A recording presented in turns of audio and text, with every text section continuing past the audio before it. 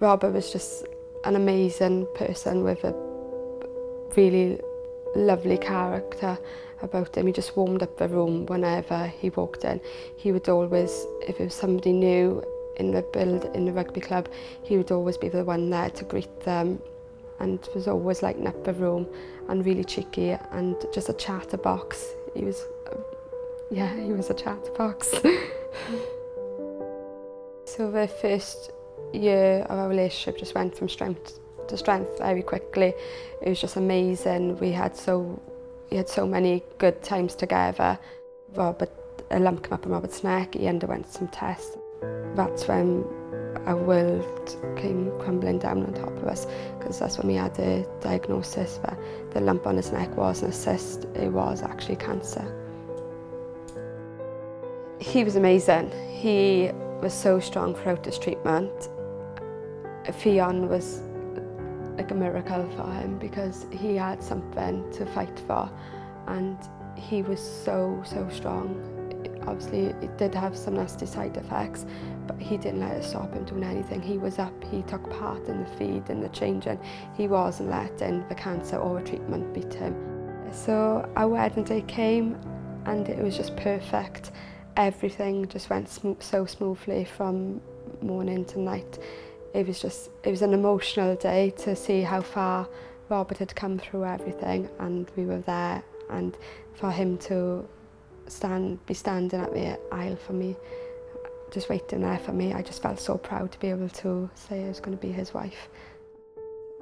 And then in November 2013 we had the news again where the cancer had come back, but this time we got told it was going to be terminal.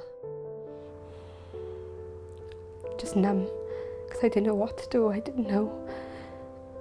It wasn't just about him anymore, it was about our children, and now to prepare them to lose their dad. And I didn't know what to do. I didn't know how to deal with it. Yeah. So it was the end of November, beginning of December in 2015 that things progressively got worse. He was very poorly, and he had tests done, and the doctors was able to confirm that the cancer was aggressive, and we were then only looking at weeks. They didn't think he'd make it until Christmas, so we decided to have an early Christmas at home with Fionn and Lily. So we had a fake Christmas day. We had Santa come to the house, and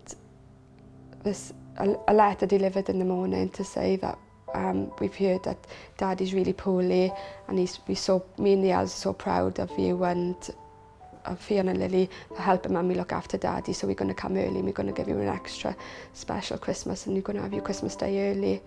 And then that evening then we had somebody come to the house as Santa Claus.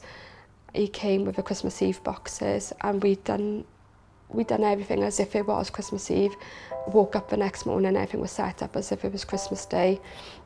We opened the presents together, we had Christmas dinner, and then everything was just perfect, and it did really feel like Christmas Day.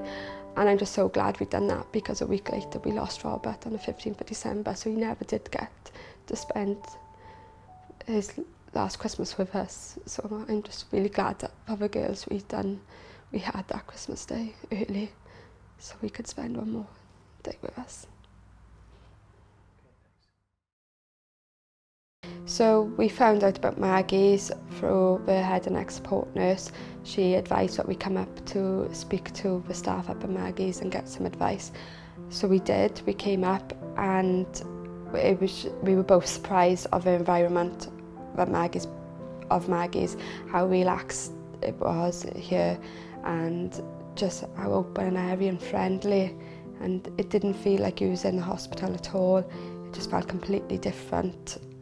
And the way that the staff treated us was just so lovely and so kind and caring.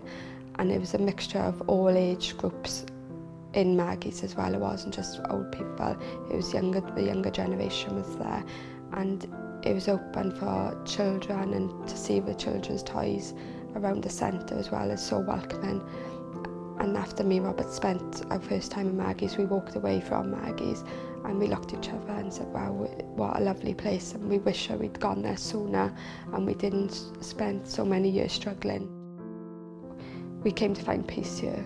You know, if we were having a bad day and we were really missing Robert, and we'd come down, we'd just come down, pop in, have a cup of tea, stay, have a little chat, and we wouldn't stay long, maybe only half an hour sometimes, and we'd just go, and it's just like we just having our time here just made us feel better.